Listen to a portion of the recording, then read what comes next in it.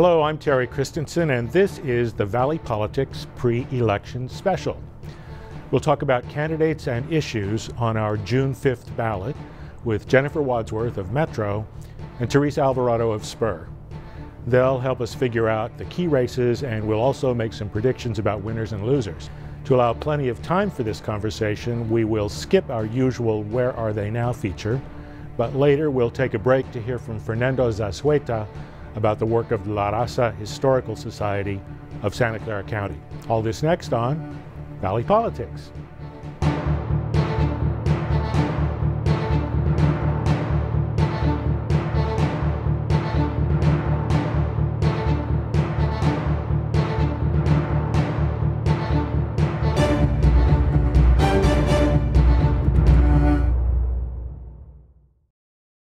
Welcome everyone, and welcome Jennifer Wadsworth and Teresa Alvarado. Teresa, you're with SPUR. Mm-hmm. Jennifer, you write for Metro, covering local news and local races, but neither of you is here representing those organizations, right? These are your opinions, not those of SPUR or of Metro. Correct. SPUR doesn't endorse candidates at all? No, they do not. But absolutely, we endorse measures, but not candidates. Measures. Yes. And Metro does do recommendations. But I have nothing to do with the endorsement. Teresa, what's the race you're going to focus on for us today? Which one did you pick as your race of interest? San Jose City Council District 9. District 9. Which is currently represented by Don Rocha on the council, and he's termed out. Right, and that's sort of Cambria and South Willow Glen. Exactly District right. 9. Yes. The only open seat. The only open seat, but not the only race. Right. And you picked, which race did you pick, Jennifer? The county's District 4, the open seat on the county level. County District 4, yeah, that's a very big one, so we're going to come to that. I'm going to talk about Council District 7, San Jose's Council District 7. There's a challenger, or there are multiple challengers to incumbent Tam Nguyen. So I'm going to talk, that would have been my third choice, but since you took my first and second choices, I'll do that one. Let me just frame the election. So as this program airs, the ballots will be out, and it's June 5th. We're projecting maybe a 45% voter turnout. Teresa, you checked with the registrar on that. That's right. It was 33% last time, so 45% is relatively high. Mm-hmm. But there's more going on at the top of the ballot this year, an open governor's race, an open Senate, not an open Senate seat, but a big challenge to Senator Feinstein. So that should produce a higher turnout, which trickles down to the local levels. We don't have much going on with our assembly delegation or a congressional delegation. We have pretty much secure incumbents with minimal challengers, so they're all going to be reelected. They'll get through June and go on to November. Similar for some of the county races, but not District 4 that Jennifer's going to talk about. The county-wide officers are all up, district attorney, assessor, and sheriff. The DA and assessor drew no opponents, so congratulations to Jeff and Larry on your big wins. But the sheriff has drawn four opponents. Right. So that's a pretty hot race. Maybe we'll have time to talk about that one later. Two supervisors are up. Mike Wasserman from South County, but he has no opponent. He has no opponent, so congratulations, Mike. But Supervisorial District 4 is Ken Yeager's seat. Ken's termed out after 12 years, 3 terms. Exactly. So that's the hot race. Supervisorial District 4 is the cities of Santa Clara and Campbell, and kind of West San Jose. West and South. Yeah, right. Districts 1. Overlaps with 9, actually. Yeah, District 1, District. 6, and 9. So why is that race so important, Jennifer? I think because the county is a 5-member board, and so much hangs in the balance. If you just have one seat, it could shift the balance of power between business and labor. The 5-member board has long been aligned with labor, and there are a couple candidates. There's especially one candidate in the race who could really shift that dynamic. Yes. The two front runners, in my view, and I think are Don Rocha for labor and Pierluigi Oliverio, who has business backing. If Pierluigi wins, it would be a huge. It would upend basically the labor dynamic on the board, and then Don Rocha, who has he's kind of iffy because a lot of his labor endorsements were split. So I think it will be neck and neck with him and Caserta challenging. One of them is going to challenge. Dominic Caserta is the third candidate. Also Exactly. got a dual endorsement from the South Bay Labor Council, Exactly. COPE, and various unions, including SEIU, the county employee unions. Yeah, exactly. So that kind of distributes. How do you campaign for two candidates? Some of them will, right, or give money, but I think it dilutes the volunteer sources for both of them. Yeah, I think what's going to end up happening is Labor's going to run an anti-Pierluigi Oliverio campaign, and volunteers are just going to campaign to make sure that he doesn't get elected. Well, I've heard a lot of anybody but Pierluigi out there on the campaign trail. Right. Teresa, what's your impression of that race? It's a strong field. I mean, you know, seasoned electeds from Campbell, Santa Clara, San Jose. Really interesting distribution of money to the different candidates. There was a woman running in that race, as well as the two women. Actually, yeah. Right. Susan One of them is a Maria. grassroots candidate. Oh, that's though. right. Yeah. No money That's right. I candidate. apologize. And I think they've been pretty strong. They all seem to have some decent policy chops, and I think it's going to be a tough one at the top. It'll be interesting to see who comes out from the primary, because I think it's really, in some ways, anybody's game. I think they're all working really hard on endorsements and getting out there, knocking on doors. Yeah, there's a lot of money involved in that race too. Yes. $1 million so far. Yeah. Right. Right. Yeah, and we have a new deadline. We'll find out more when the April deadline, the next report, comes out. Yeah, it's a good field of candidates, actually, well-qualified candidates with considerable experience. We mentioned Dominic Caserta from Santa Clara and Don Rocha and Pierluigi Oliverio, of course, from San Jose. Susan Ellenberg is on the San Jose Unified School District Board, so she's got some elected and governing experience, less than the others. And then Jason Baker has been mayor and council member of Campbell. So those five are strong, experienced candidates. I'd say Jason Baker falls to the end of the pack in the final race, partly because Campbell's just a smaller constituency. If you look at the others, Caserta, Oliverio with District 6, San Jose District 6, and Rocha with San Jose District 9 have represented about an equal number of people, about 48, 49,000. And that gives them a pretty strong base. Ellenberg doesn't have that base, but she's a woman. That's right. And I think this is going to be another year of the woman.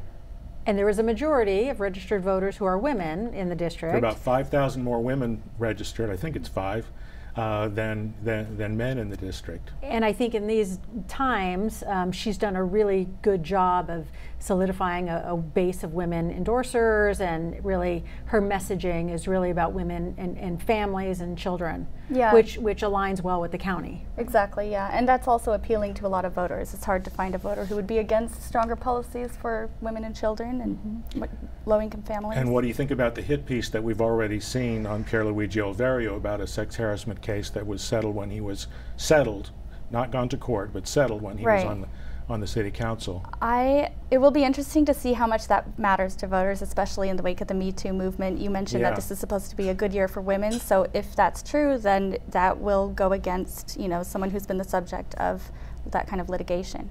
The SVO, Silicon Valley Organization, which endorsed him, also kind of made a blunder by promoting this hit piece by calling attention to it when they were downplaying the seriousness of the claim. Yeah. So that kind of backfired and created a big discussion around it when it could have been just ignored and tossed, from the mailboxes. I think we'll see more of that. That was an independent expenditure by the Santa Clara County Government Attorneys Association, an attorneys union with the county.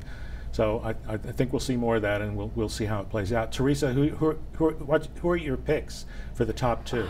It's, like I said, it's really hard. It's really hard. Pierluigi is really a strong campaigner. Yeah. He's just out there. I think Susan is working hard, although she doesn't have a strong base. She's served one term, and I think her district, I'm not sure how much of the supervisorial district it represents. It's only about a quarter. Yeah. And Dominic Caserta, although he may not be familiar to people in San Jose, he has very strong labor support, and he raised quite a bit of money. So he and Pierluigi are by far the strongest fundraisers, and in this race with pockets in, and these individuals representing different parts of the district, it'll be about who is familiar to the most number of voters in June. Dominic has endorsements from both labor and business groups. Do you think that could maybe go against him? It's like people will say, which side are you on? Not in the primary, perhaps in the general, in the runoff, but right now it's about voter name identification with voters. And the business support is from Santa Clara, and that's his core base, so he's really got to get a good vote out of Santa Clara. And it'll be interesting to see how much he pulls the Santa Clara votes. Does he get a strong majority of them? I would imagine so. Likewise with Jason Baker in Campbell. So then that leaves the San Jose portion for Pierluigi and I think Susan. Dominic too is the only one who's lost endorsements so far. Some of his council colleagues have retracted them. Well, Santa Clara politics are notoriously tempestuous, so that's not a really big shock. But that may weaken him with Santa Clara his core voters, base. So yeah, I think Pierluigi gets into the runoff. I'm not sure who else gets into the runoff. Caserta's working really hard. He's got a lot of lawn signs out, and lawn signs matter in these races. You know, a lot of consultants say lawn signs aren't important. I totally disagree with that about local races, and you've been a candidate, Teresa, so you know. And all the consultants say, don't waste your money, don't waste your time, but it makes people feel really good and excited that their neighbors are supporting someone. It could be a cue for them of who to support when they don't know. I think there's a psychological benefit. Yeah, I mean, it's twofold. In local races, it's not like these people are Donald Trump and Hillary Clinton. People don't know who Susan Ellenberg is. So the names need to get out. You just need to build name ID in a local race. And then it's also enthusiasm. I worked on a campaign years ago where we did a survey, and 90% of the people knew who this candidate was. But we still got complaints within the campaign. It's like, the volunteers, where's the campaign? we don't see a campaign, so the psychological benefit has a significant impact. I interrupted you, Jennifer. Oh, no, I was saying, I'm hearing from people too that John Rocha is going to be a sleeper candidate, that he's been knocking on a lot of doors, and a lot of his signs are showing up on residential lawns, more so than businesses, which might actually work to his advantage. Oh yeah, as Teresa said, you want the sign on somebody's lawn, on a person's lawn, on a household, on a voter's lawn. The ones that are just out along the road. Shopping center. Yeah, the ones that are just along the roadway, and that's a lot of Council District 7. I think have not so much effect. Well, okay, so that's the supervisorial district. We're going to take a little break now, and then we'll come to the city races.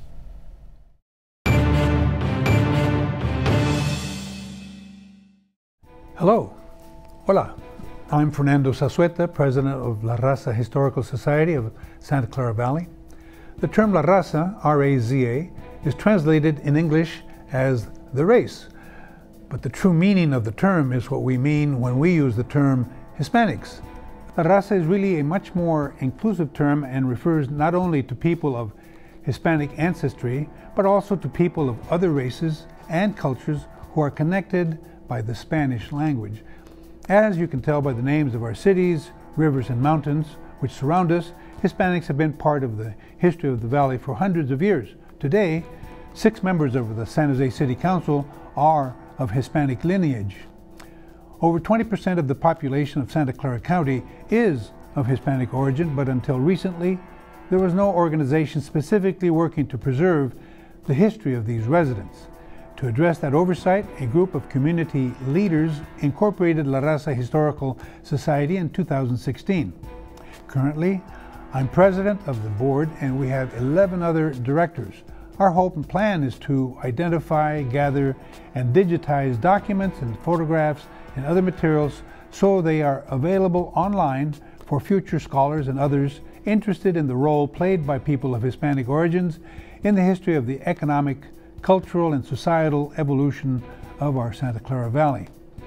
We are collaborating with San Jose State University, History San Jose, and various governmental officials and agencies as we begin that process.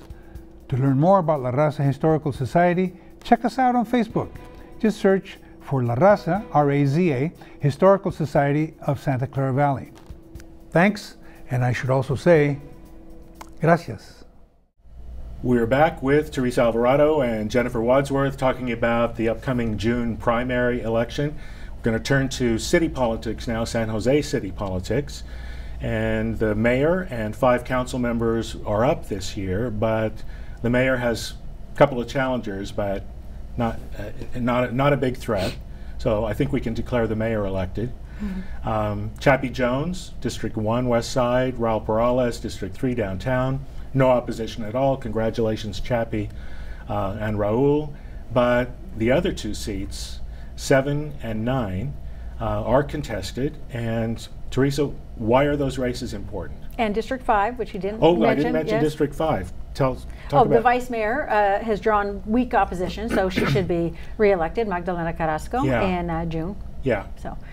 So District 7, you're going to speak about. District 9 is, as you said earlier, Southern Willow Glen, Kirtner, Cambrian Park area, very suburban district, currently represented by Don Rocha, who's termed out. And it's, you know, the most Caucasian of the electorate in San Jose, also has the highest registered Republicans, although that's just at 24%, but that is the most in San Jose. It has a Democratic registration of 47%. And we have a field of 6 candidates, but 2 have really drawn the most institutional support. So one is kind of a progressive upstart who is not an elected official. Her name is Shay Franco-Clausen, who is really working hard, really strong field campaign. She's gotten the endorsement of Labor, not only South Bay Labor Council, but the Democratic Party and the firefighters. So she will have money and foot power to do campaigning. And she's a really dynamic person, big personality. She's been involved at the regional level quite a bit. She serves on the Commission on the Status of Women, and she was very active in forming the Women's March last year, and very active with this year's March for Our Lives with young people. So she has a very strong regional network, not a strong or deep District 9 network. And that's where we get to Pam Foley, who is an elected member of the San Jose Unified School District. She has served as its president 3 times. She's been on that board since 2004. She's lived in the district for 30 years, involved with lots and lots of civic organizations. Although her district on the school board doesn't encompass the whole of District 9, at least she does have a base. And she's drawn the institutional support of the SVO, formerly Chamber of Commerce, as well as former Mayor Reed. Judy Chirco, the former councilwoman, Exactly, which I think will be really a strong one, because not only does Pam have a strong name of district involvement, but of course Judy Chirco and former supervisor Susie Wilson has endorsed her. And of course, Susie's beloved in our area as well. And the 2 of them have really taken the lead in the race. Kalen Gallagher? Kalen is on the Campbell Unified School District, but haven't heard a lot about him. He was very active in New Leaders Council, and so is drawing upon some younger folks. Young Democrats, Silicon Valley Democrats. Exactly. So that'll be a volunteer base. That's right. But not getting the traction that Shay and Pam are getting. That's right. So is your call, they're the top 2? Absolutely. I Jen? agree with that. Yeah? Right. So do I. I think Shay has a really compelling story too. She does. She's the mother of 5, and she's the first openly lesbian to she would be the first open lesbian to run for the council. So it looks like we'll get another woman on the council. Then if it really is between the 2 of them, then it's kind of for sure. Shay also has a ton of lawn signs out, because she and her volunteers, and she has a really good youth volunteer base as well. Have really been knocking on doors, and that's turned her into a potent competitor in this race. I think a lot of people underestimated her. That's right. She did run Ash Caldero's campaign for assembly, so she got to pull a lot of volunteers from that too. And that was a great grassroots campaign also. It surprised everybody. Well, speaking of Ash Caldera, his opponent in that race has endorsed a candidate in District 7. So are we done with District 9? You got it? You got it? Okay. District 7, Tam Nguyen is the incumbent, as you both well know. Incumbents mostly cruise to easy re-election. It's not happening for Tam. He has 6 opponents, including 3 Vietnamese opponents. So that fractures the Vietnamese vote, to say the least. 2 Latino opponents and an Anglo opponent as well. I think the leading opponent is Maya Esparza, who was in the runoff with Tam last time and lost by 209 votes, so very close. And she's getting the kind of organizational support you talked about, Teresa, with Shea, Democratic Party, COPE, and the labor endorsement, and so on. And interestingly, Tam is not getting organizational support, which tells you a little bit about why there are so many opponents to him and why he's in some weakness. He did not get the chamber endorsement. That went to Thomas Dwang, and the Labor and the Dems went elsewhere. So he has managed not to please a lot of key players, plus all the Vietnamese, the 3 Vietnamese opponents in his race. So Tam is, as you two know, I'm sure, is a pretty independent thinker on the council. Some say a loose cannon on the council, and that's led some of his colleagues to endorse Maya, or Madison Nguyen, formerly on the council, is supporting Thomas Dwang. That's why she came to mind. You know, District 7 is like the polar opposite of District 9, the district you talked about. It's the youngest. It's 9% by census data, white, 9%. There's the white voters are a higher percentage of the electorate because they're older and they're registered and so on. So you have almost equal Latino, Vietnamese, and white voters in the district. Latino vote will be a little bit split too, because Omar Vasquez is also on the ballot, and that'll hurt Maya a little bit. My call on that race is I think Tam will still squeak through. Maya, for sure, in the runoff. But I'm watching Thomas Dwan with the chamber support and Madison Nguyen's support, and I'm hearing out campaigning vigorously. What are you hearing, Jen? Yeah, I think the runoff will be between Tam and Maya. But only because Tam has the incumbency advantage. I think that he has managed to alienate, a lot of his labor support. He had a dual endorsement last time, and he kind of lost that when he sort of went the other direction on some tenants' rights issues. And so this time, but he's always, when I talked to him last time, he said he's always considered himself an independent candidate, and so he's just having the same mentality this time. He does have the incumbency advantage, so I think it'll be him and Maya at the runoff. And he's a hard worker. He's out in the community all the time. And he focuses on, he has a high needs district, but it's like basic needs. They want, help with the homeless population. They want graffiti cleanup and trash cleanup. But preferably not shelters for the homeless in their district. Yeah, exactly, not in my backyard.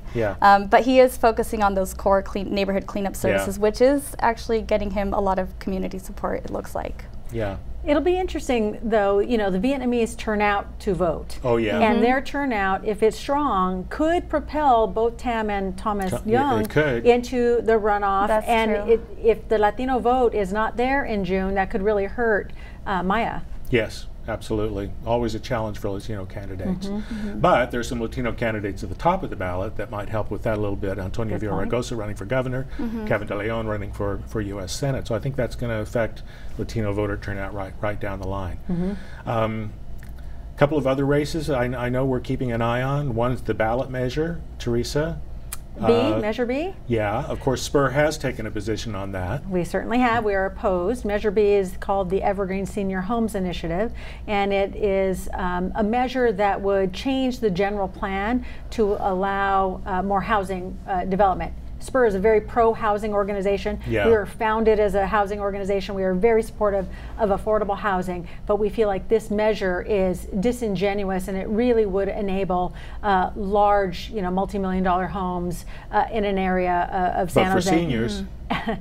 55 and older, and I'm pretty close to that, so I don't know if I call that seniors, but also would change it would create an overlay to the general plan, which is a technical term, but it would have implications throughout San Jose. Yeah, so that's the biased version on B. Jan, what's the objective version? What's going to happen? The objective version, well, that was actually a pretty accurate summary. What I'm wondering is whether that message about what the measure really is going to get out to voters. I've been getting hit with so many mailers with the senior citizen citizens and the affordable homes, and I don't see the other message out there except on social media or when SPUR is talking about it, or when Sam Licard is talking about it. So I don't know if those messages are going to get equal play. I will say the environmental groups have come out strongly against it, and SV at Home, which is a housing organization. So, but the campaign is not well organized or well funded. And the council unanimously opposed it. The mayors opposed it. Lots of community groups have opposed it. But there's so much money on the other side already, and wait till they really get going. And the competing measure C, right? Yes. I got a no on C mailer in my mailbox today. Really? Yeah. So I'm seeing them tackle it from both ends. Yeah, that's the one I got. Yeah. Yeah. So they're hitting it hard already. The pro measure B can't. I think B's going to pass. I just don't see the opposition being able to get the money out. Agreed. We're almost out of time. The other hot race that we wanted to talk about is the sheriff's race. So Jen, what's going to happen? It's going to be the sheriff is going to make it to the runoff, and she's going to be. But she will be in a runoff. She can't get 50%. I think she will at this point because she's going to be running against her former number 2 Under Sheriff John Hirakawa. Yeah. I think that the problem with both candidates is that they were part of a really troubled administration. So they're both trying to distance themselves from the problems, but take ownership of the action or making decisive decisions as a reaction to those problems. So it's tough for both of them. But they both have a lot of baggage. You think runoffs, Teresa?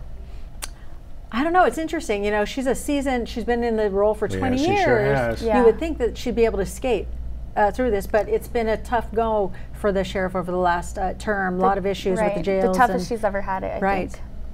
So. Well, we're almost out of time. So in a word, what's another race you're watching? I'm curious, what do you think? We can talk about this next time. Strong mayor for San Jose. Is it time for San Jose as a big city to have a strong mayor form of government? But it's not on the ballot yet. And, so it wouldn't have influenced this current mayor. So we'll have plenty of time. Interesting. No, that's something that I was thinking about too, is looking at the next mayoral election. And I see the mayor kind of pushing for a little more authority, like what were the travel policies and hinting that he wants. Every mayor does. Right. So. All right, so you're already setting up the future program, but we want to watch the recall of Judge Persky. Yes. That's a really important. Regional Measure 3, people need to check that out. Absolutely. Transportation $100 funding, million for Diridon in that measure. And we're totally out of time, so I've got to say thank you very much. We'll have another conversation in the future, I hope. Thank you both. Thanks for having us. Thank you. We'll be back next month talking with 2 young people who are local leaders of the March for Our Lives movement. What do you think? Can they sustain the energy of their movement? And what can they hope to accomplish locally when virtually all our elected officials are already on their side? Meanwhile, you can catch up on previous shows on our website at creatvsj.org or on YouTube by searching for CreaTV San Jose. And you can let us know what you think about our show and suggest future topics or guests by email at valleypolitics@creatvsj.org, on Twitter at valley_politics, and by following us on Facebook. And now that's all, folks. Thanks for watching Valley Politics. See you next time.